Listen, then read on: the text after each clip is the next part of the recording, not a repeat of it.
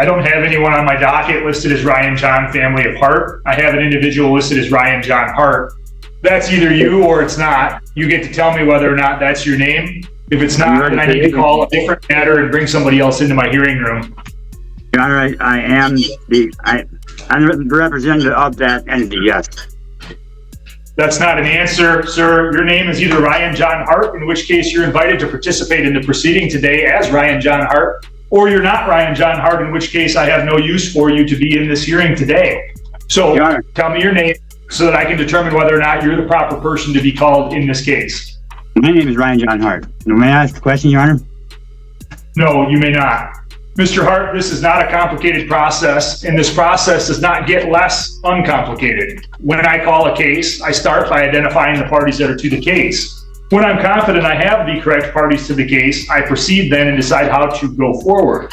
All right, guys, let's break this down. The judge walks in expecting a routine identification, but immediately hits resistance. What should have been a simple yes or no turns into unnecessary friction. The defendant tries to dance around a basic question, and the judge instantly clocks it as intentional. Right out of the gate, this isn't about confusion. It's about control, and the judge isn't giving an inch. In this case, your difficulty, and I think intentional difficulty, is affecting the ability of the court to be able to proceed and to conduct its business. That's relevant to a lot of points, but most importantly, it's relevant to a pending motion that your attorney filed, presumably on your behalf, but I sense that it's not only on your behalf, it's also on your attorney's behalf. And so we're going to take up that motion. But your difficulty in basic things like telling me whether or not you're the party to a case is thwarting the court's ability to timely get its business done. I'm turning to the motion now that's before the court today, which is the motion to have attorney withdraw and to have you represent yourself, Mr. Hart. The court does not find that motion to be well placed, and I'm not going to prevent it. And the reason is there are several steps that need to be taken in order for you to be able to assert your right to represent yourself. First and foremost, I must find that your assertion of that right is unequivocal. I don't have that. What I have is your attorney's motion, and I recall very clearly and plainly the last couple of hearings that we've had. A couple of hearings ago, I had findings that I made based upon a competency and criminal responsibility examination. You were found both competent and criminally responsible by the court after assistance from the Center for Forensic Psychiatry and after an in-depth intervention and interview by them.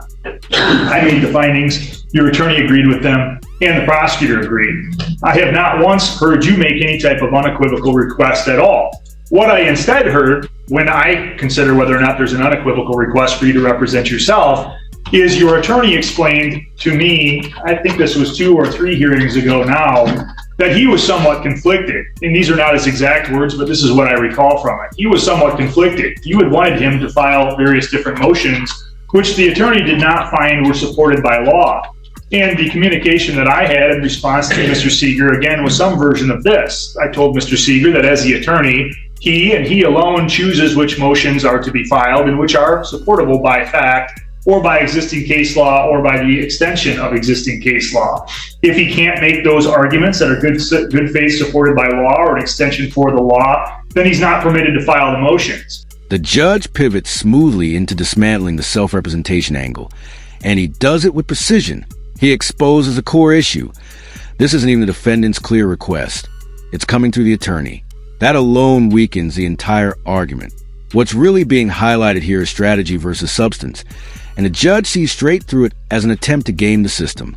It was at that point that Mr. Seeger then suggested that another solve for him could be that you could represent yourself. In other words, the implication that what Mr. Seeger was making is that if you were representing yourself, you would not be constrained in the way that he is. It would allow you to file whatever frivolous motions, I'm using that word, Mr. Seeger didn't, whatever frivolous motions you wanted to. And so the request to have you represent yourself as made through your attorney is not found, number one, by the court to be unequivocal in any way.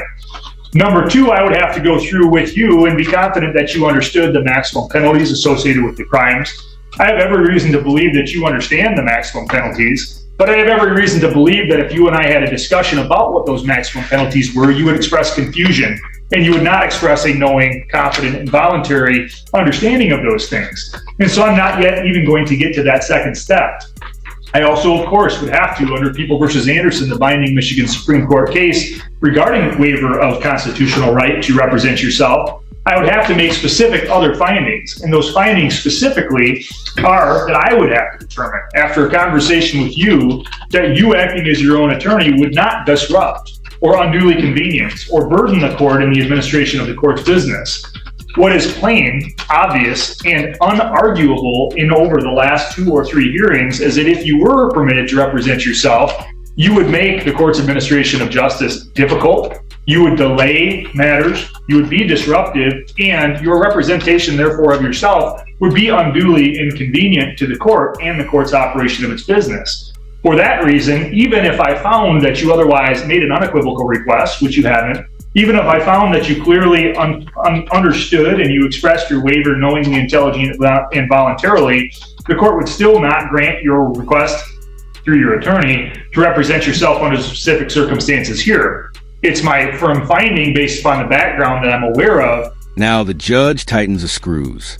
He lays out the legal framework step by step, not just to deny the request, but to make it airtight.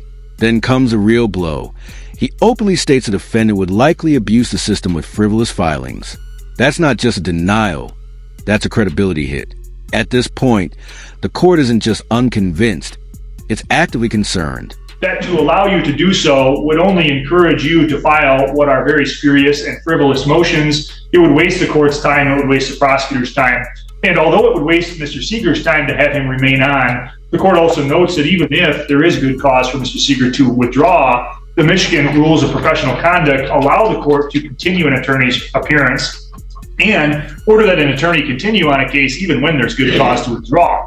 And so I choose to exercise the discretion provided to me under those Michigan rules of professional conduct and the Michigan court rules and Michigan case law in denying any request to have you represent yourself. You are and will remain represented by Mr. Seeger until further order of the court. Mr. Seeger, did you need then some time to discuss the effect of that ruling with Mr. Hart before I decide how this case needs to resolve? I do, Your Honor. Additionally, Your Honor, Your Honor, I have something to say. May I speak? Mr. Hart, you don't get to decide when things are said.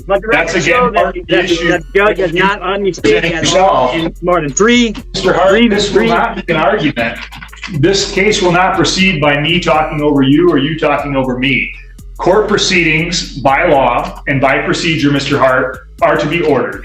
And they're to be in a specific order, and that order is dictated by the trial court judge. That's me. It's not dictated by an individual who's charged with criminal offenses, you.